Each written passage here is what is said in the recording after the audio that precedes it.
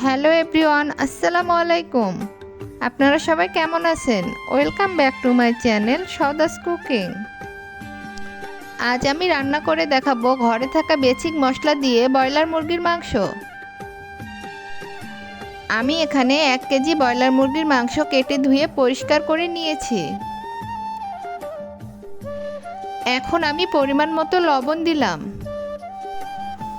1 চামচ হলুদ গুঁড়ো ও 1.5 চামচ লাল মরিচের গুঁড়ো দিয়ে দিলাম।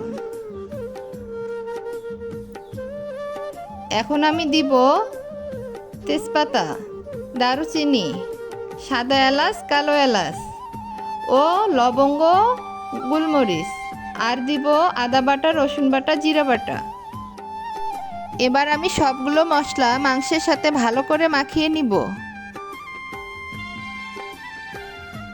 এখন আমি রান্নাতে চলে যাব। চলুন এবার সহজ উপায়ে রান্না করে দেখাই। আমি একটি প্যানে পরিমাণ মতো তেল দিলাম আর 1.5 কাপ পেঁয়াজ কুচি দিলাম।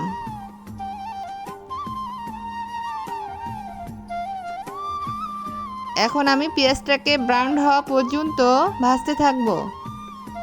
যখন এইরকম ব্রাউন কালার হয়ে আসবে তখন ম্যারিনেট করা মাংসগুলো দিয়ে দিব। এবার ভালো করে কষিয়ে নিব।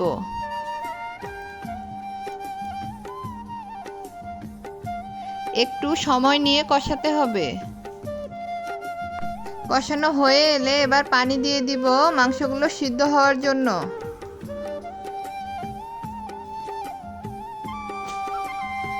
যখন এরকম পানি শুকিয়ে আসবে তখন আরেকটু কষিয়ে নিব তেল বের হওয়া পর্যন্ত। এভাবে ভুনা করে রান্না করলে ব্রয়লার মুরগির যে একটা বাজে স্মেল আছে তা আর লাগবে না। তো ভিউয়ার্স, এভাবে বাসায় অবশ্যই একবার ট্রাই করবেন। আর ভিডিওটি ভালো লাগলে একটি লাইক দিবেন আর সাবস্ক্রাইব করে পাশে থাকবেন। আল্লাহ হাফেজ।